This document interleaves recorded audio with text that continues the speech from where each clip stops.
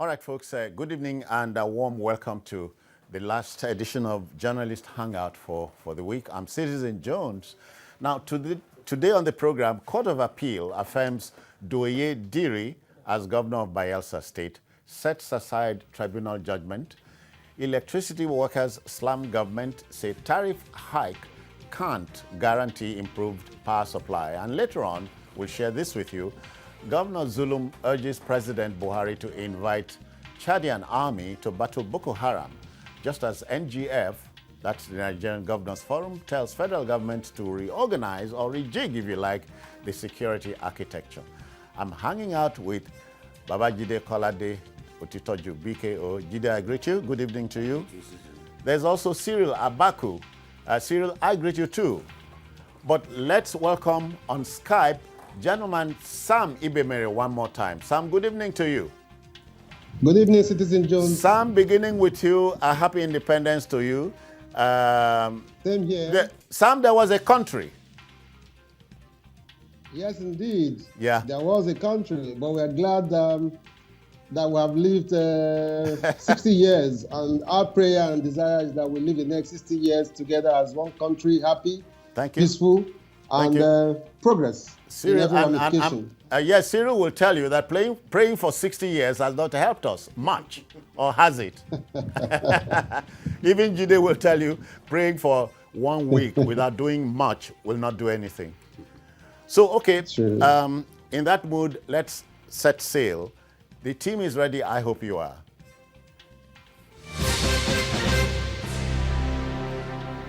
Now, you know, in politics, you win some and you lose some. So it's been for the governor of Bayelsa State, Duoye Diri, in the battle to retain his seat. After the nullification of his election by the Governorship Election Tribunal on August the 17th, reprieve has come his way, and that's politics. The Abuja division of the Court of Appeal has set aside the tribunal judgment, sacking the governor.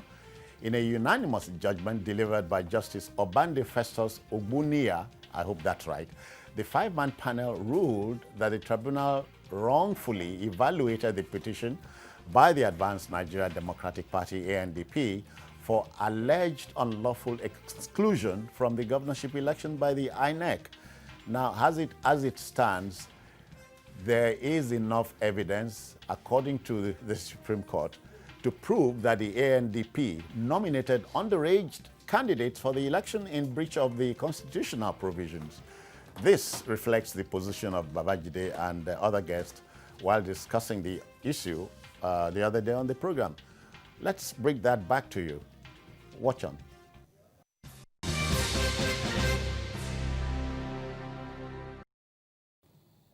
Everything that Festus Okoye said was very much in line with the minority judgment by Justice Ibrahim Sirajo, who was the chairman of that panel.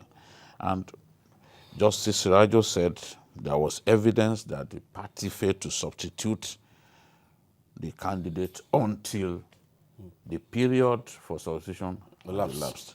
There was also evidence, he talked about Exhibit P8 before the tribunal, which was a letter that INEC had written to the party, notifying it that it had invalidly nominated a candidate for the election. So the long and short of it is that, and it is already affirmed by our laws, that where INEC disqualifies a candidate, it becomes a pre-election matter. Pre-election matter? Yes, it is not a matter to bring before the tribunal. Because the decision of INEC must have taken place before the conduct of that election in November. So this matter ought not to even have been entertained by the tribunal in the first place. And section 285, subsection 14, says clearly that matters relating to disqualification of a candidate are to be handled by the regular courts, not the tribunal. So there are really issues. So this has to be clear. So in the first place, at the upper courts, the it will be determined whether in the first place the tribunal had jurisdiction to entertain the matter. That will be the first thing that they will be talking about. And then, of course, the submission of the chairman of the tribunal that there was sufficient evidence that the ANDP candidate was not validly nominated would then come up. So if you try to substitute after the expiration of the time provided by the law, then you do not have a case. So this is something for the courts, the upper courts to the superior courts to determine. Yeah, Jide, since you were there from the beginning, let me start with you. In politics, Napoleon Bonaparte had said, if your opponent was making a mistake, never interrupt him. This is playing out now. Yes, I believe that even law school students would have handled that matter differently. It was extremely shameful, the majority judgment of that tribunal. And I saw lawyers who got angry and wrote lengthy articles calling those judges a disgrace. Because this shouldn't have happened at all. To the judiciary. There were many reasons why that kind of judgment shouldn't have happened. It will sound strange to you when the chairman of a tribunal comes up with a minority judgment. That should tell you that that tribunal was like a rudderless ship at sea. There was no reason in the world to give that kind of judgment. Go back on Google, you will see articles written by lawyers and wondering what has gone wrong with our judiciary. Because our judiciary, you can never be sure of the kind of judgment that will come from our judiciary. Many times, they give the impression that our law is unpredictable. Remember when we were growing up, you were already grown up then, when I and people of my age were growing up, and the case of Sugar Bada man came up. Okay, yeah, Sugar You know, the man who was deported, the GMPP man who was deported. And Awolowo got G.O.K. Ajayi to go and defend him. Everyone knew, in the course of the trial, everyone knew the kind of judgment that those judges would give. It's been a long time coming. In Nigeria today, you can never be sure. So that's why we can have that kind of judgment. If today they decide now that even they are going to the Supreme Court, those guys, the ANDP itself, will have no candidate. Because by law, they didn't have a candidate. That's why the appeal court said they should not have even evaluated that case. They should not have entertained that case at all. So it was a bloody waste of time. And then, at the end of the day... Jide, and jurisdiction is a key element in judgment, in the judicial process. Yes. It was a pre-election matter. It had no business being brought before. It was an abuse of court process. It had no business being brought before the tribunal. And at the end of the day, you still gave judgment in favor of a party that was thoroughly undeserving of it. They presented an underage candidate, and then they were legally disqualified. Only for you to go and say, give them a judgment that favors them. Cyril, let me quickly go to Sam. Sam, you know, after 60 years of self-determination, also they say, our judiciary is still a subject of things like this. So, is it the bench or the bar, or both the bar and the bench here? Well, citizen, one thing we must appreciate is that what has just played out is the beauty of constitutional democracy, where you have, separation of powers between and among the judiciary, the legislature, and the executive. Interestingly, the way the courts have been structured is such that it gives the opportunity to go through a three-step, process. You have, the High Court, you have the Appeal Court, and then you have the Supreme Court. Yeah. So what has played out is not very unusual. The idea is that if you approach, the lowest court in the land and you don't get satisfaction, you're not satisfied with the judgment, you go and appeal. So it's not completely, out of shape to experience this kind of a thing. Like has been said, sometimes you wonder if our judges, have had the opportunity, of going through the same exposure in terms of legal education. Yeah. But that's the way it is. Yeah. The wheels of justice, grind very slowly, but ultimately, one expects justice. But I'd like to add very quickly, Citizen Jones, that, like you said earlier, when your opponent in politics makes, mistakes, you don't interrupt him because it's all well and good to your advantage. From what I have read in today's in the appeal court judgment, the ANDP also failed to file, its petition within the 14-day, limit stipulated by law. Yeah. So you wonder if those who have been advising them are really very competent and have the capacity, to pursue their case in court. Yeah. So beyond that, you had 14 days within which to appeal. You didn't do that. You waited for 5 months, and then the tribunal went ahead to entertain such a case. you wonder if they had proper understanding of what was at play. So it's very disturbing. Yeah. But again, like I said, the beauty of it is that the processes allow you, the opportunity to take the next step if you're not satisfied at the lower level. Thank you, Sam. And some cynics would quickly add, they know what they're doing. Cyril, but look at this.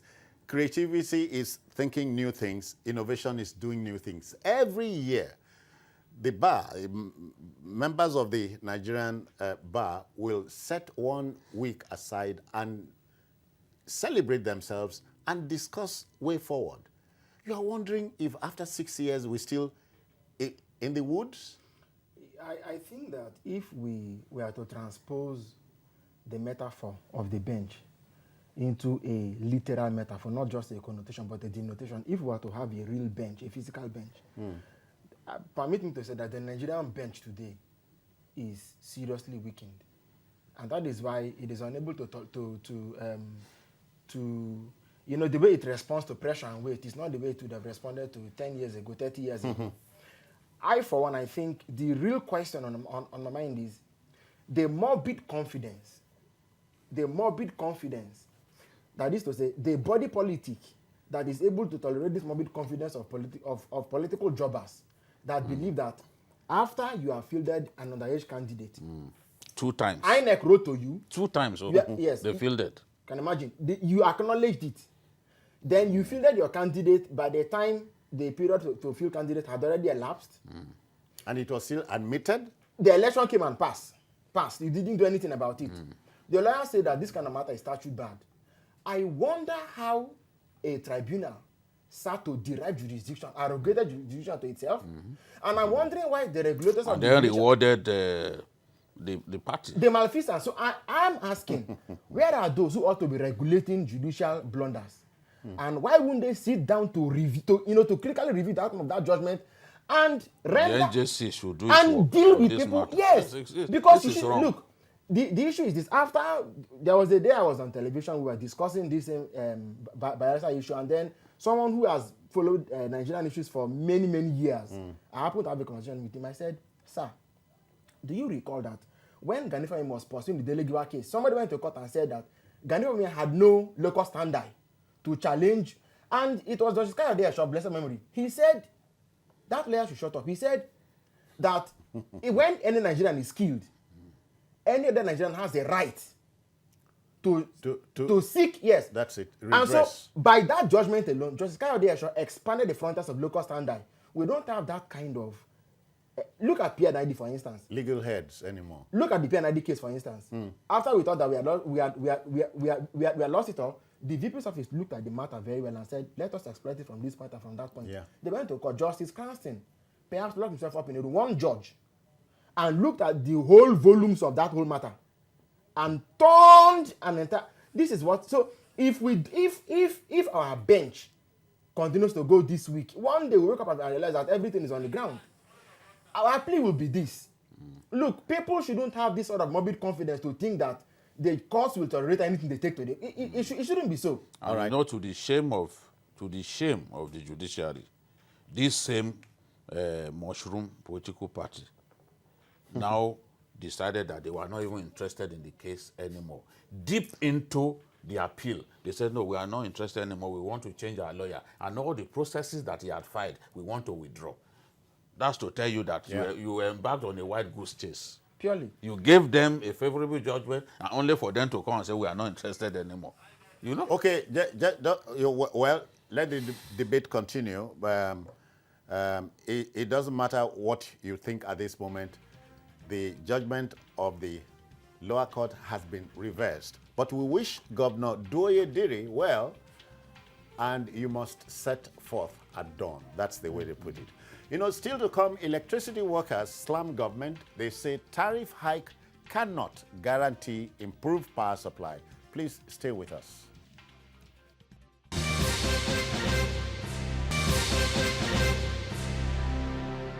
All right, then, welcome back. Let's keep going. You know, the real potential of electricity is not only in providing social amenities, but also in stimulating long-term economic development.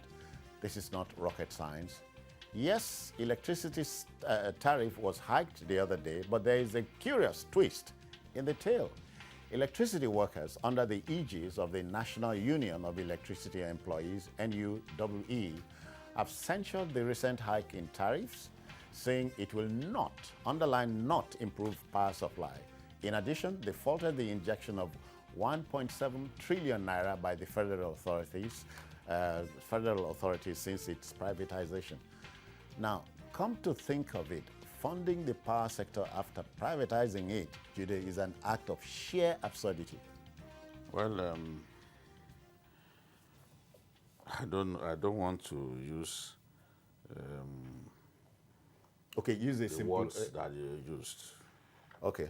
I don't want. Sometimes I can play the gentleman, while I leave you to play the non-gentleman. I'm supposed to be the devil's advocate here. So the truth is, if you want to sell something, you said you've sold it. What's your business giving the person that you sold it to money to maintain what he has bought from you? If I buy a car from you, it's not your business how I fuel it. That's what we are doing with the power sector. We are still subsidizing the power sector. But the truth is, I agree absolutely with these guys that increasing tariff will not necessarily bring the change that we require, because increase in tariff will help the discourse, will help the discourse to lay down structures that can help us improve the distribution. And you service. understand? Yes. But there are other critical elements that ensure that you have regular power supply. I've always said that we've not explored other avenues for power generation. We have tremendous sunshine. Go to Bauchi, the Jamari area, go to Jigawa State. So much sunshine. We can explore solar. Yeah. And we can explore wind as well. We can also explore, what's it called? Hydro. Okay. We are not doing enough in terms of hydro. When you look at a country like Brazil, they rely extremely on hydro. Hydro power plants are accounting for more than 100,000 megawatts of electricity for their country. In our own case, we have just 3 hydro plants: Jeba, Shiroro, and Kainji. Kainji that was built in 1968, they are old. We've been talking about the Mambila power plant that will have given us at least 3,500. Yeah. Yes, Yeah. 3,000, minimum of 3,500 megawatts, you know. And perhaps at the peak of rainy season, you could get a little higher than that. 3,000 megawatts is more than enough to power more than 2/3 of the north. Let me tell you, as we are now, most days in the year, we don't do more than 3,000 megawatts. Nationally. Yes. I'm saying that people are watching me. They know, the people in the sector know I'm not lying.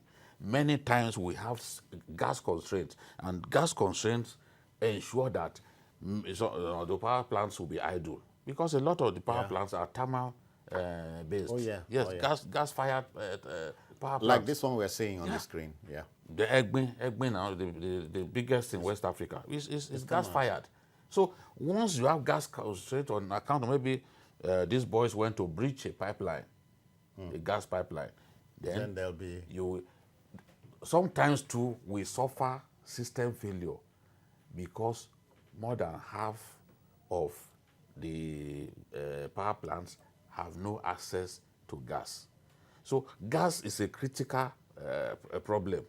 We need to solve that problem before we can be sure that, okay, but to simply tell people, go and pay more for, you must, it has to be across board. That's it. We must inject the funds across board so that they can all work. Lamentably, in Cyril's River State and neighboring Bayelsa, we're flaring gas, Cyril. Yes, for free. We're flaring We've been flaring it for decades. We've been flaring it away. And I remember that, I think right from the administration of Governor Melford Okilo, they've always talked about gas turbines. But for me, I think that, I mean, this whole power sector, the way it is structured today, is one alternative. The other alternative would be that no matter how much we are afraid of federalism, I think that if we choose to take power away from the exclusive list, it won't amount to any threat to the federal government. It will open up the economy.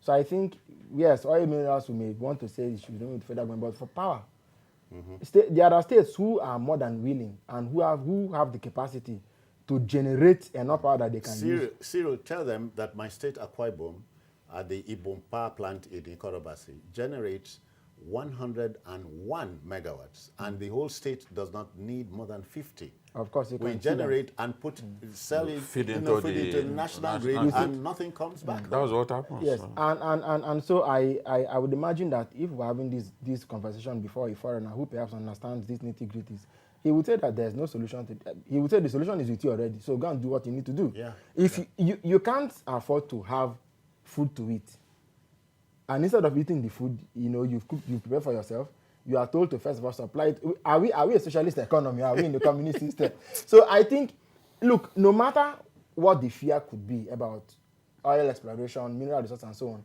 power is like is like food and shelter. Okay, So allow states to be able to produce power. At the very most, federal government should say that states should not sell power to any entity outside of the country. It is fine, but for what you can produce and what you can sell within the country, you should be able to reasonably.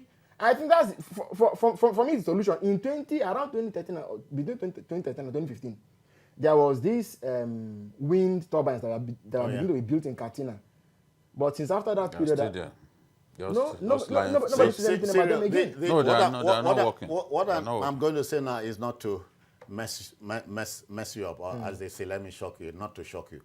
When the late Bola Ige was Minister of Power initially, some Argentines came, and after touring the country, Chief Bola Ige was happy to tell the whole country, give me 6 months, I'll solve it. Sam, let's come back to you.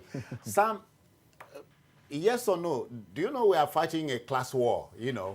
The connection to Sam is lost, but Judy, let's get back to you. We are fighting a class war.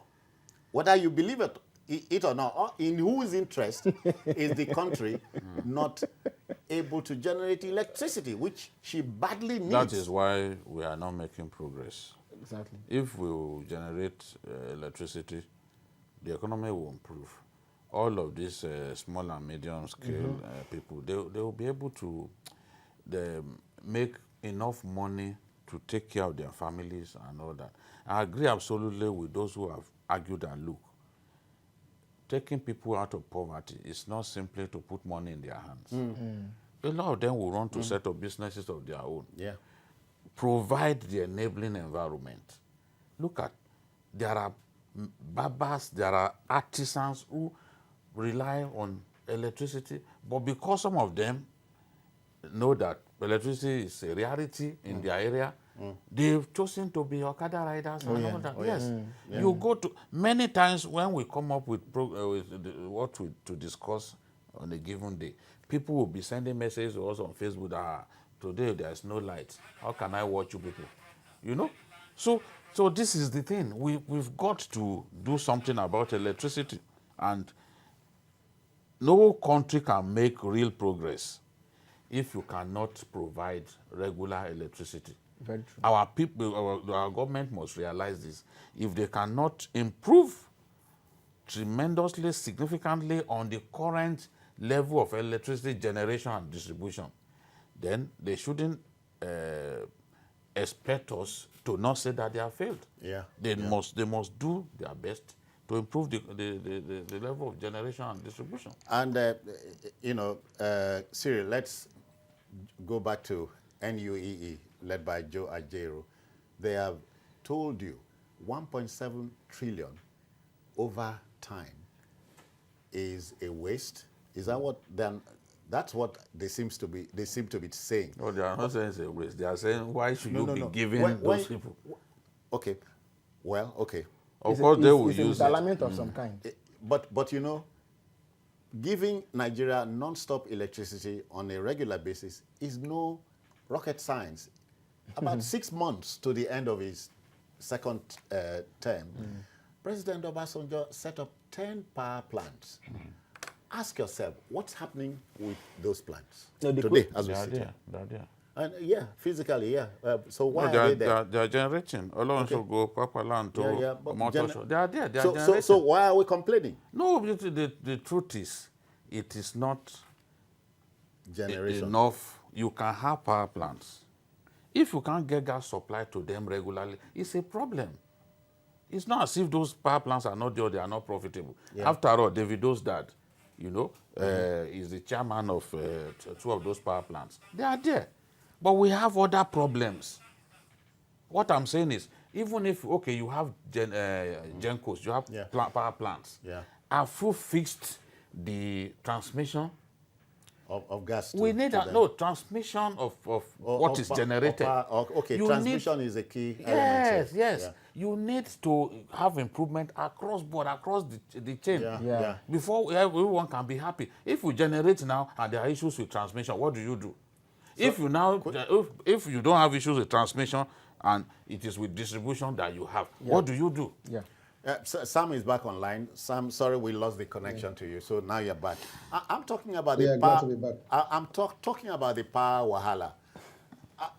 Am I wrong, right, in assuming that there is a clique? We are dealing with a Frankenstein.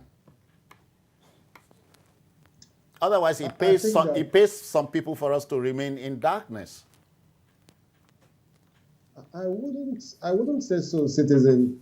I think that the challenges that we have with the energy sector is that we got a few things wrong, unlike the processes that we experienced when we embarked on deregulation of privatization of the telecom sector. We don't seem to have gotten it right with the processes leading up to the unbundling of the energy sector. And like Jide said, it's a value chain. If you don't get your generation right, or you fail to get transmission and distribution right, you have the entirety mixed up. That is what we are currently experiencing. A station where you're able to generate maybe a little over 10,000 megawatts or 11, and you're able to evacuate just about 7,000 because of inefficiencies in the system. And then those who are supposed to take the light, take energy to the homes, are able to take just about 3,000 or a little more to residents. That's the challenge that we have. We got it fundamentally wrong in terms of the build-up, to unbundling the energy sector. I don't think that this is impossible to accomplish. It's good that the government has reached out to, we have a partnership with Siemens. We want to see how that works out. We want to see if our relationship with Siemens is going to be able to, take us back on track. If you recall, Citizen, we had the energy roadmap, and you ask, what became of it? Eventually we had a situation where everybody got into the fray, and people, grab whatever they thought they could grab, and here we are, because we lacked sincerity. There was lack of transparency in the entire exercise. Those who speculated over it got into it because they wanted to grab something for themselves. That is why we are where we are today. And if you recall, at some point it was so frustrating that even the then Minister for Power, Fashola, came out and was blowing hot, because between the discos, the gencos, and the transmission companies, we had a cacophony of voices. We don't seem to have the right synergy. Those at the distribution end are complaining. They don't seem to agree with those at the generating end, and you have a lot of mix-up. There is need to get back, to the table and find out exactly what is wrong. At the moment, we seem to have too many voices, too many hands, in the game, and we don't seem to be making progress. Too many cooks in the kitchen. We'll go on a commercial break now. Quite a lot to discuss. When we come back, we'll take it home. Please don't go away.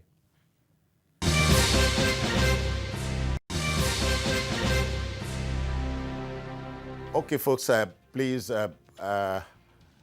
producer, let's dwell 10 seconds on this subject matter. Transmission needs to be worked upon, gentlemen. Right, wrong? Transmission. That's a key element here. Because if you look, we must continue the investment in the transmission subsector of the power sector. This government has done a lot along that line. They must continue to freshen up those transmission lines, because some of them are more than 40, 50 years old. Yeah. You need to constantly freshen them up. Even as we look at other sources of energy. Yeah. Okay, then, let's take on our last story. America's 16th president, Abraham Lincoln, said, the best way to predict your future is to create it. Simply means rely on the power of external thought, constantly thinking new things, innovation. Governor Babajide Zulum of Borno State has been doing a lot of thinking about our worsening security situation. He has pleaded with Mr. President to seek the support of the Chadian Army in the fight against Boko Haram insurgents in our country. The Borno State helmsman, who had been attacked 3 times in the last 3 months, played host to some brother governors, and during the parley remarked that we may not record any success or successes against the terrorists if we refuse to invite the Chadian Army. The Nigerian Governors Forum has also suggested a rejigging of the security architecture. The fault is not in ourselves, in our stars, Cyril, but in ourselves. William Shakespeare. Yeah. Yes, and I have to commend the governor, who has all but become a lone voice crying in the wilderness. I do hope that his lamentation is heard. Who would have thought that this insurgency will come to a point where a governor, a sitting governor, before now, people used to say these things in hyperbole just to make sure the government sits up to do what it's supposed to do. But we are seeing it right before our eyes, as in right in our eyes now, that a governor would be attacked by insurgents 3 times. The state that is really in the eye of the storm, the state that perhaps has the highest number of soldiers deployed there, and yet the governor will be attacked thrice. Now, in the latest attack we had, or the one before the last one, we had about 3 soldiers and about 8 policemen also killed. And I think the toll did increase. The governor did made the statement when the NGF, that is the Nigerian Governors Forum, sent a delegation to go and visit him and to condole with him and so on. I would hope that the governor's plea is heard. These sort of matters are quite delicate. It is easy to think that we have our own national pride and our territory and our territorial integrity to protect, and our soldiers are capable of doing the job, which I agree with to an extent. In fact, our police, some of the specialized arms of our police alone, have what it takes to deal with Boko Haram head on. But I think that there is a mysterious dynamic to what is going on in Borno State, because the governor did point out a few important thing this is. He did say that people are no longer. I did have I have the figures. Yeah, he was saying that people things have really gone back to the extent that majority of the population are idle. People in Bayelsa are largely now idle, which is not good. He said that the Chad Basin used to employ about 10 million residents of his state. He said that Sambisa Grazing Reserve and Mandara Mountains employ about 3 million persons. All of those jobs, as I speak with you, are gone. The people who used to do those jobs are either killed, on the run, or in IDP camps. That is not good. Then another thing he said, which was quite worrying, he said that 800,000 persons were currently resident in Monguno, are under 20 years of age and are idle.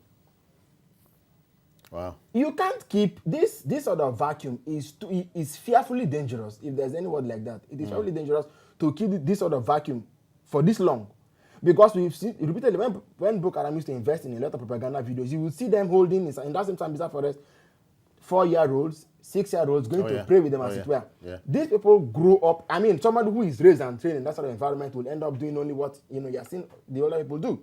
So having these people idle, people who are 20 years and below, you are creating easy cannon fodder, which is why, if you asked me, if Nigeria, in the days of our strength, was able to go and help Sierra Leone, help Liberia, help our neighbors, it is not that thing that we are calling pride is not pride. It is a question of the fact that we are fighting an asymmetrical war, and that if we need to get assistance to win, it is not. It shouldn't be seen first from the prism of the motion of pride. I think we should see it as something which we really should do.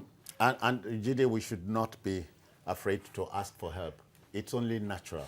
Neighbor. I've always suggested that, and people tend to misunderstand you when you give credit to an army of one of our neighbors.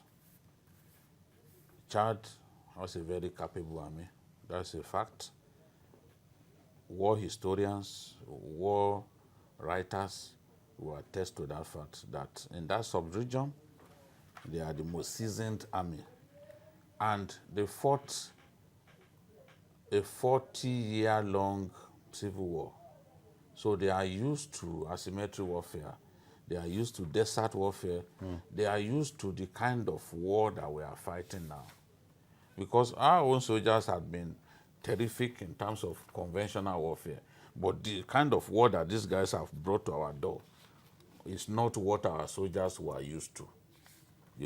So, but the Chadian Army, for example, having fought a civil war for that long, they are very, very familiar with the terrain and the methods of the insurgents. So that is why they are very useful.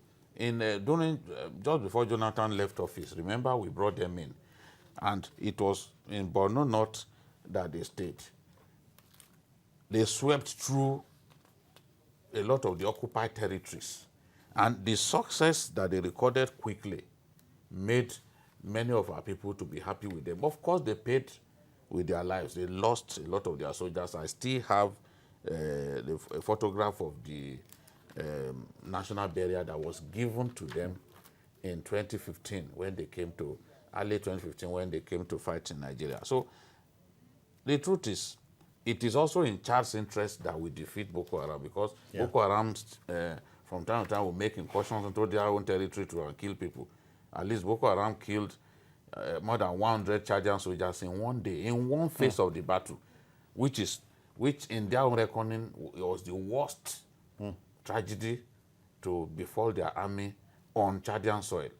Yes, that was earlier this year, which prompted that terrific fight back, counter-attack.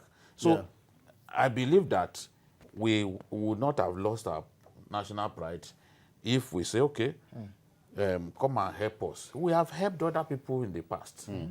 We have helped other people. What can be odd about this? We were in Lebanon, United Nations Interim Force in Lebanon. Nigeria sent troops, and they excelled. My late uncle was in Lebanon to fight in the very early 80s. Our own soldiers have sacrificed their lives to take peace, or to bring peace to other lands. So if we use the Chadians, there's nothing wrong about it. In any case, they are part of the multinational joint task force. So all that we need to do is say, okay, we expand the scope of operations and extend the range of area that those foreign soldiers can cover. Yeah. You know? Even when they came in 2015, we didn't allow them to go beyond Borno North. They didn't move deep into Borno State. So, and Borno North is where we have issues. It's not far from the border with them. So there's nothing wrong about it. So our president has to consider this seriously, because I can tell you when Boko Haram sites Chadian soldiers, they take to their heels. Why? When you have a truck loaded with Chadian soldiers, if there are up to 30 in that truck, at least 15 of them will have rocket-propelled grenades. Wow. So they know that what they used to terrorize our people, the Chadians, they used to fighting with it. And the Chadian soldiers do not see anything wrong in using anti-aircraft this thing against people. Yeah. Of course, it's unconventional, but those people, they have been used to fighting this unconventional war, so they use it. So Boko Haram dreads them.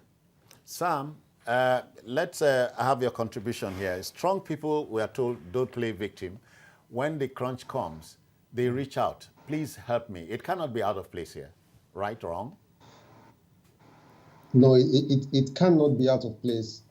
The statement credited to the governor of Borno State, Zulum, can only come from a man who is not just frustrated, but is acting, very desperately. We appreciate, his concerns, and all of us, cannot but agree that here is one man who has been celebrated, as doing all that he can within his powers, to return normalcy, to Borno State that has been under the scourge of, terrorists in the last couple of years. But beyond all that has been said, I'd like to look at the issue from, interrogate the issue basically. Just like Jide, rightly noted, Chad is part of the multinational joint, task force. And you ask, should Governor Zulum really be pleading with Mr. President, to allow the Chadians, intervene in Borno and restore peace? So for me, I'm worried that such a step, needed to be taken. So you ask yourself, is the multinational joint task force not doing what it ought to do, within the operational zone? It has Chad, by its, body language, resolved not to play an active role? I think those are the questions that should agitate those of us, who are watching on the side. Otherwise, it should be a given that Chad, having committed itself, to operations within that basin, should, naturally, tag along with other members who have contributed troops there. So I'd like, for President Buhari, not just, bother about the questions that have been raised, but look at the workings of the, the multinational joint task force that has been set up in that zone. The impression I come away with is that something is wrong, and it has to be tallied up. Let me explain. Sam, I must stop you. Your time is. Let me explain how it is. Did they take 30 seconds?